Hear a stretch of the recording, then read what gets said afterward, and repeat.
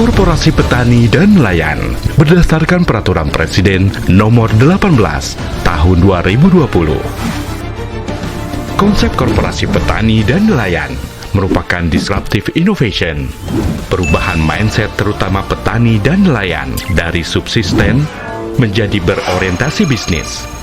Tidak lagi menjadi objek subsidi, secara kelembagaan menjadi berstandar korporasi. Tidak lagi dibatasi teritorial administratif, seperti kelompok tani atau gapoktan. Pembatasannya pada kesepahaman usaha, kawasan komoditi, dan skala ekonomi. Dengan pendekatan konsep program Society 5.0 atau Masyarakat 5.0, adalah suatu konsep masyarakat yang berpusat pada manusia, human-centered, dan berbasis teknologi base. Sebagaimana layaknya startup, korporasi petani dan nelayan menggunakan kolaborasi dan data sebagai asasnya. Sedangkan targetnya adalah menjadi perusahaan yang memiliki valuasi sebesar 1 miliar US dollar atau unicorn di tahun 2023 dan di tahun 2025 menjadi dekakorn, yaitu startup yang memiliki valuasi sebesar 10 miliar US dollar.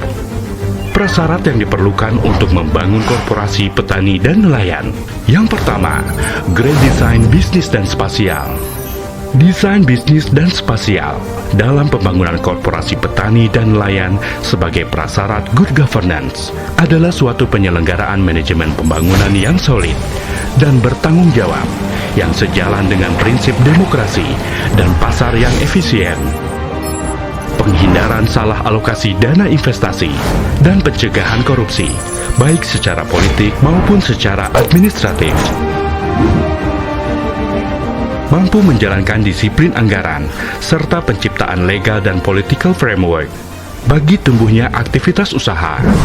Outputnya adalah tata rancang bangun yang efisien, ekonomis, tersistem, terstruktur, serta berkelanjutan. Yang kedua, ekonomi syariah. Bahwa pertumbuhan ekonomi yang stagnan dalam dekade terakhir ini dan defisit neraca perdagangan yang masih menghantui perekonomian Indonesia, korporasi petani dan nelayan akan memberikan kontribusi terhadap peningkatan pertumbuhan ekonomi dan penurunan defisit neraca perdagangan. Ini merupakan arus baru atau disruption ekonomi Indonesia. Dengan jumlah populasi muslim sekitar 220 juta jiwa, sementara market share syariah hanya berkisar 6%, maka peluang besar untuk tumbuh dari sektor syariah yang merupakan entitas lembaga dan pelaku keuangan inklusi dibanding ekonomi konvensional. Penerapan Fatwa DSN nomor 82 akan lebih memacu pertumbuhan di bidang asuransi dan jasa keuangan syariah. Dengan e-wallet syariah merupakan sistem yang akan menjembatani transaksi di mana selama ini working capital turnover ratio sangat rendah dan memberikan sumbangan cost of money yang sangat besar. Kolaborasi sharing facility antara korporasi, perusahaan transportasi PT Pos, Perum Bulog, e-wallet dengan seluruh merchantnya, BPKH, Badan Pengelola Keuangan Haji, serta negara Arab Saudi dengan muasasah, maka korporasi petani dan nelayan akan memiliki super apps dengan 31 juta pengguna dan akan terus tumbuh hingga 70-90% setiap tahunnya. Yang ketiga, dengan IoT dan Big Data.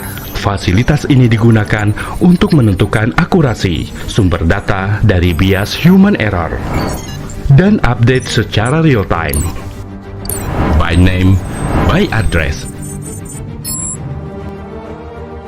On-farm, koperasi, lembaga keuangan, pabrikasi, cash register, sampai konsumen.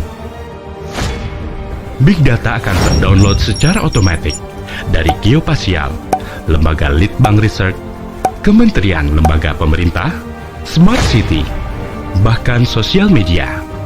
Perangkat artificial intelligence dan business intelligence memungkinkan bekerjanya suatu sistem manajemen dengan cepat dan akurat. Fungsi umum dari teknologi intelijen bisnis meliputi pelaporan, proses data analitis, online analitis, penambangan data, penambangan proses, pemrosesan peristiwa kompleks, manajemen kinerja bisnis, benchmarking, penambangan teks, dan analitik preskriptif.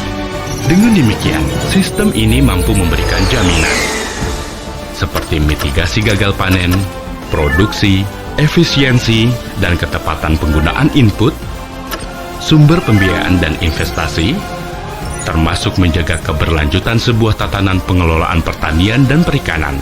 Oleh sebab itu, mari kita bangkit bersama-sama menuju masa depan Indonesia.